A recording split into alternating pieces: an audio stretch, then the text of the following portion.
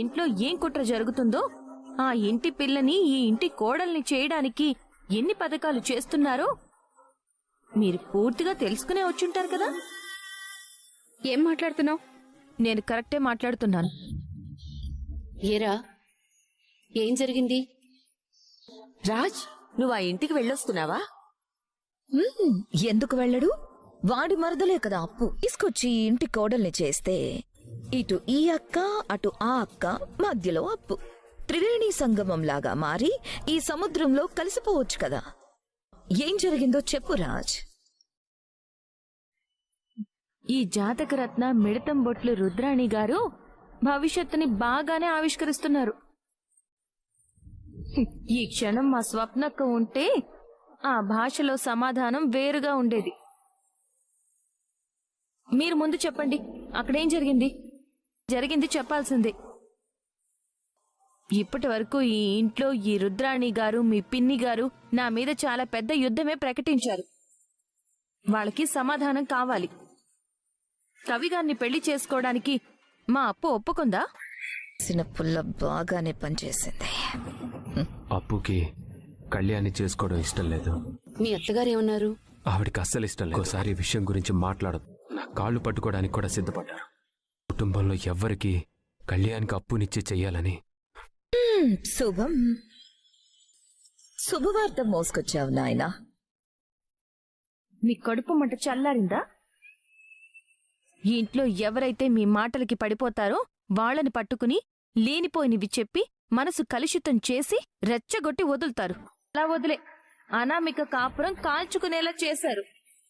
కోడలు పనైపోయింది, ఇప్పుడు అత్త మీద పడ్డారు. అంటే ఏంటి? నాకంటే సొంత అభిప్రాయాలుండవా? సొంత తెలివితేటలుండవా? ఉండవు. రుద్రాణి ఏది పెడితే అదే తింటావు, గడ్డి పెడితే గడ్డే తింటావు. అందుకే నీ కన్న కొడుకు కాపురం కూలిపోయింది. బుద్ధి రాలేదా ధాన్యలక్ష్మి? ఇప్పటి వరకు కావ్య మీద, కావ్య కుటుంబం మీద మీ ఇద్దరూ కలిసి దుమ్మెత్తిపోశారు. సరిపోలేదా? అనమ్మా, అప్పు కళ్యాణ్ ఇష్టపడిందా, కళ్యాణ్ అప్పుని ఇష్టపడ్డా అన్న విషయం పక్కన పెడితే జరిగే దాంట్లో కళావతికి కానీ ఆమె కుటుంబానికి కానీ ఎటువంటి సంబంధం లేదు. ఎప్పుడో జరిగిపోయిన దాన్ని గుర్తు చేస్తూ నా భార్యని, ఆమె కుటుంబాన్ని వీళ్ళిద్దరూ తక్కువ చేస్తున్నారు. అది నాకు నచ్చడం. ఒకసారి కళావతిని దోషించేయాలని చూస్తే నేను తీసుకోబోయే నిర్ణయాలు వేరేలా ఉంటాయి. ఇప్పుడు నువ్వు, తాతయ్య, మా మమ్మీ, డాడీ కూడా క్షమాభిక్ష పెట్టమని అడగకూడదు. అర్థమైందనుకుంటాను. చెవులు మెదడు ఉంటే అర్థమవుతుంది. మాకు చెవులు మెదడు బాగానే పనిచేస్తున్నాయి అక్క. రాస్ చెప్పింది నిజమే అయితే నాకంతకన్నా ఇంకేం కావాలి? అప్పు పెళ్లికి అందరం సంతోషంగా వెళ్దాం. మనస్ఫూర్తిగా అక్షింతలు వేసి ఆశీస్సులు అందజేద్దాం. కావ్య, ముందు పెళ్లిలో ఎలాంటి మతలబులు జరగకుండా అప్పు పెళ్లి దగ్గరుండి నువ్వే జరిపించు. మంచిది చిన్నత్తయ్య గారు, మేమేం చేయాలో మాకు బాగా తెలుసు. అక్కడికొచ్చి మీరిద్దరూ తట్టల కొద్దీ బురద మోసుకుంటూ తిరక్కండి. దుగ్గిరాల ఫ్యామిలీలో మీరిద్దరూ ఎలా ఉన్నారా అని పెళ్లికొచ్చిన వాళ్ళందరూ ఆశ్చర్యపోతారు. రాజ్ సపోర్ట్ ఇచ్చేసరికి నేల మీద ఆగడం లేదే. చిన్నత్తని కూడా చూడకుండా బాగానే అంటున్నావు. ఈ ఇంటి ఆడపడుచునని కూడా చూడకుండా నన్ను కలిపేస్తున్నావు. పాపం, మా చిన్నత్తయ్య గారు చాలా మంచివారు. కానీ పాలలాంటి ఆవిడ మనసు రుద్రాణి అనే ఉప్పురాయితో చేరింది. అందుకే విరిగిపోయింది. ఎన్నడూ లేనిది ఈ రోజు కావ్య కూడా చెరువు ప్లేటు గడ్డి పెట్టింది. ఇంకా ఇక్కడే ఉంటే స్వప్న రంగంలోకి దిగుతుంది. కుడిది కూడా కావాలంటే ఉండండి. లాభం లేదు. అప్పు నోరు తెరిచి బయట పెడితే గాని కళ్యాణ్ ధైర్యం చేయడు. నేనే ఏదో ఒకటి చేయాలి. వాడి ప్రేమని గెలిపించాలి. అక్కా, అక్కా, అక్కా. ఏంట్రా, ఏమైంది? ఎందుకంత కంగారు పడుతున్నావు? అక్కా, కళ్యాణ్కి యాక్సిడెంట్ అయిందంట, చాలా పోయిందంట, హాస్పిటల్కి తీసుకెళ్లారంట. చాలా సీరియస్ గా ఉందంట అక్క. ఆ ఇంట్లో పనిచేసేవాడు కదా, అతను చెప్పాడు. ఏ హాస్పిటల్? అంత కంగారుగా వెళ్తున్నావు? కళ్యాణ్కి యాక్సిడెంట్ అయిందంట నాన్న. సీరియస్ గా ఉందంట.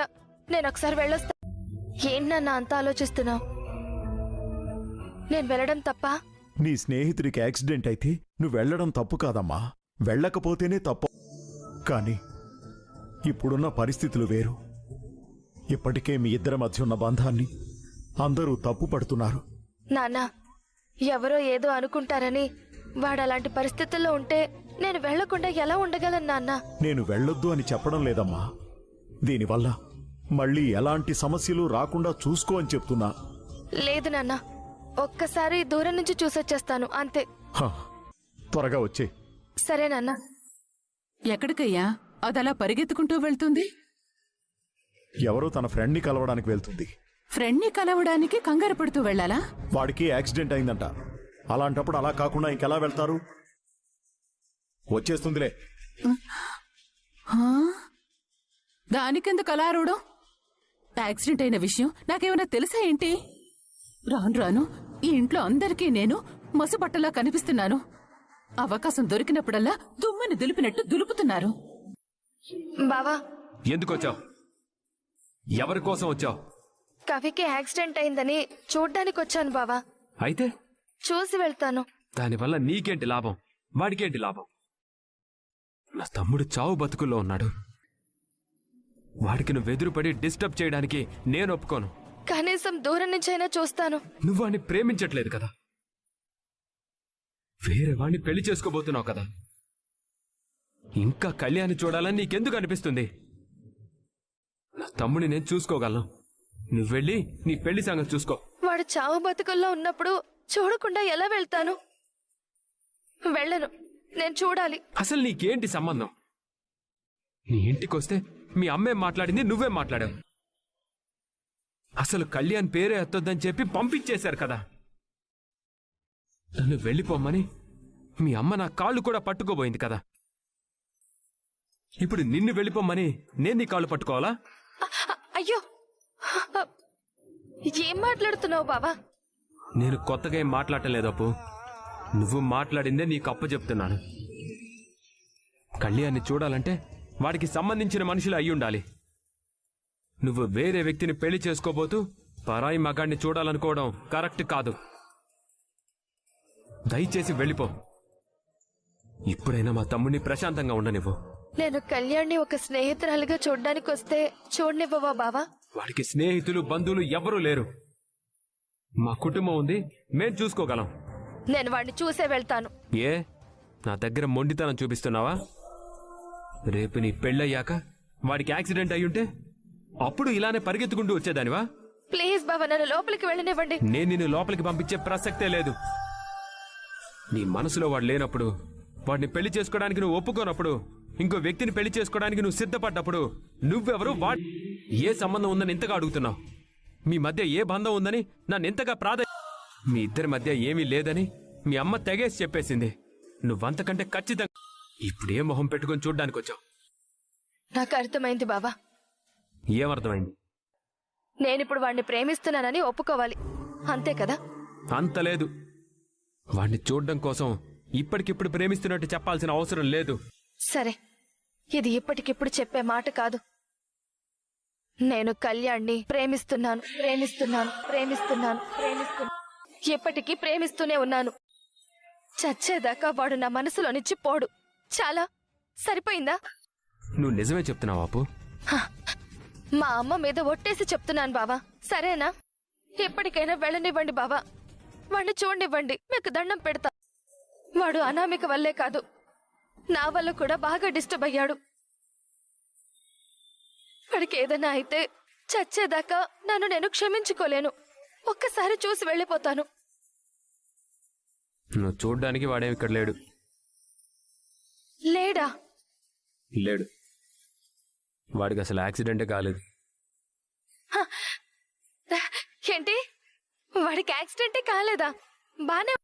నిజంగా ఎంత మంచి మాట చెప్పావు బావా. మరి ఎందుకు నాతో అబద్ధం చెప్పావు? నీ మనసులో ఇంకా వాడున్నాడో లేదో తెలుసుకుందామని నేనే ఈ నాటకం ఆడాను. ఎందుకప్పు నీకు వాడి మీద ఇంత ప్రేమ పెట్టుకుని కూడా వాడిని ఎందుకు దూరం చేసుకుంటున్నావు? ప్రేమించుకున్న అందరికీ పెళ్లి చేసుకునే అదృష్టం ఉండదు. నా వల్ల వాడికి నష్టం జరిగింది, నాకు నష్టం జరిగింది. నా బతికే బజార్న పడింది. మా అమ్మ నాన్నలు తలెత్తుకుని బతకలేకపోతున్నారు. ఇంకా నేను వాడికి దూరంగా ఉండకపోతే పెళ్లి చేసుకుంటానంటే మీ ఇంట్లో వాళ్ళు నన్ను ఇలా కూడా మీ ఇంట్లో ఉన్న మా అక్కలు ప్రశాంతంగా కాపురం చేసుకోలేదు. ఇప్పటి వరకు నా వాళ్లకు నా వల్ల ఏ మంచి జరగలేదు. వాళ్లకు చెడ్డ పేరే తీసుకొచ్చా. ఎప్పుడు నా పెళ్లి జరిగితేనే వాళ్ళు మనశ్శాంతిగా ఉంటారు. నా మనసులో మాట బయట పెట్టానని మళ్ళీ మీరొచ్చి నా పెళ్లి మాత్రం చెడగొట్ట. కవి బాగున్నాడు, క్షేమంగా ఉన్నాడు, నాకది చాలు. విన్నావు కదా, అది విషయం. ఇంకా ఏం ఆలోచిస్తున్నావురా? అప్పు మనసులో నీ మీద అంతులేని ప్రేమ ఉందని తెలిసాక ఆ ప్రేమని కాపాడుకోవాలనిపించట్లేదా? అనవసరమైన త్యాగాలకు పోయి మీ ఇద్దరు మీ బ్రతుకుల్ని బలి చేసుకోవద్దురా.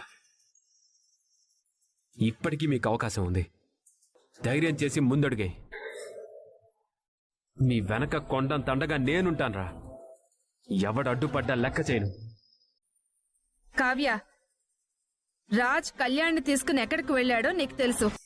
ఎక్కడికి వెళ్ళాడు? ఎందుకు వెళ్ళాడు? తెలీదు. నాకు తెలీదు.